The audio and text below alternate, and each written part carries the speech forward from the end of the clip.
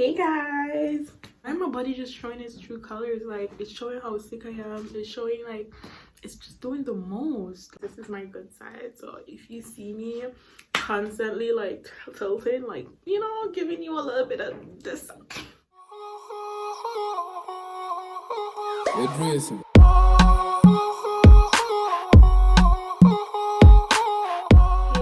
welcome back to my YouTube channel. Been a week plus since the last video I made, and the reason for that is I've just been trying to find the right balance between keeping up with my mental health while not failing online school. In today's video, I'm going to be sharing with you guys a few tips to help you get a grip of yourself and not let this online school thing stress you out too much, because we don't want that. So tip number one is to wake up early. So in the first week of my online school, I was waking up at 7:50 for my 8 a.m. class, right? So what that means is I literally had to get up, run to the bathroom. Like, my alarm would go off, I'd have to run to the bathroom to pee, wash my face and whatever, come back in my room. By the time I get back in my room, it's like 8 o'clock. I'd have to scroll through or group messages to try to find the link for the class.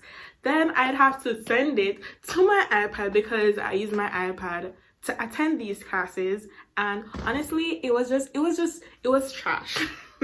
Right? Majority of the times, like, if I'm lucky, then the lecturer is probably waiting on the delinquents who are late, like myself. I joined the class, right, and he's teaching and everything, and I'm going through the group messages and I'm seeing something about we have a test, and I'm like, whoa, like, all of that was said in the first 5 minutes. Number two is get organized. For all the persons talking about the biggest waste you could buy for 2020 is your planner, that is a full-blown lie. I tell you guys, it is a lie. Don't listen to them, especially if you have online classes. Like, you still need your whole freaking planner. So because I'm a 4th-year medical student, I do like 1, 2, maybe 3 the most course at a given time, and now I'm doing 2 courses. So I basically got a notebook and listed out all the lectures that we have or we're scheduled to do for dermatology, and then I did the same for ENT. And then I went ahead, and because guys, don't come for me, because I've also missed a few lectures, I had to like ask my friends, like, what lectures have we done so far and how many we have to come. So by doing that, you know how far you are behind. You also want to make a note of all your assignment deadlines and any test or in-course exam that you have coming up. Cool. Number 3 is to have a designated study area. Ideally, this should be outside of your bedroom. I don't know about anyone else, but my bed and I have a very strong relationship. Once I'm in my room, I'm going to be on my bed. We're just like, this is me. This is me and my bed. Number 4 is attend your lectures real time. So if you have a lecture at 8, if you have a lecture at 11, 2, whatever it is, go to the lecture when it is being held. If you don't have a legitimate reason, just go. Like, it's really not that hard. Like, you don't have to bathe and walk all the way to the lecture theater like you used to. And another thing is, when you're attending these lectures, take notes. I don't know about the other faculties, but my faculty, I don't know why them lecturers feel like it's so hard to just give us their PowerPoint slides. Like, just give us the slides. Like, it's not that hard. Like, they be over here going through a ton of topics, and then at the end of it say, we're not giving you our PowerPoints. So you have to be taking notes, because yeah, you have people like that out there. They're not going to give you their slides, and a lot of these people who don't give you their slides, they tend to give questions directly from their slides, so it's like the key to passing their exams. So just take good notes during the classes. So tip number 5 is creating a realistic study schedule. I'm not going to lie, guys, I love planning and I love drawing up my little study schedule and everything, but I'm so guilty of making one that I cannot keep for the life of me.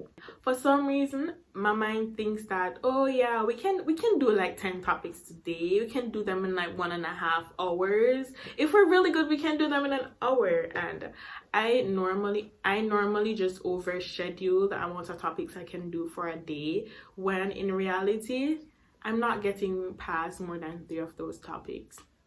And at the end of the day, I'm going to feel really disappointed because I didn't even achieve half of what I wanted to do. So instead of putting my mind through that, I have now started to like, okay, we're only going to be doing 3 topics for the day. And if I have some extra time, then I can do more or I can relax. Number 5 is, it's common. Everybody's heard it, but it is, put your phone away. I remember back in high school or whatever, when I'm studying, I'd put my phone in my dresser or something and leave it, and when I'm finished studying, I'd go for it. But now what I actually do is I use an app. So this app is called Flora. If you have Android and you know Forest, this is somewhat of an equivalent, but it's a bit different, right? So if you're bold, you can also bet money, but we're not into that shit. Like, honestly, but I'm not in that place to put money down, so we're not doing that, right? So for tip number 7, it's watching your sleep schedule. So because we've been quarantined, especially like we've had a break before going back to school, I've been going to my bed really late. I find myself going to bed like 3 a.m. some mornings. I think one morning I actually was awake until the sun was coming up, and honestly, I like my bed and I like sleep. So what happened was I crashed the next day.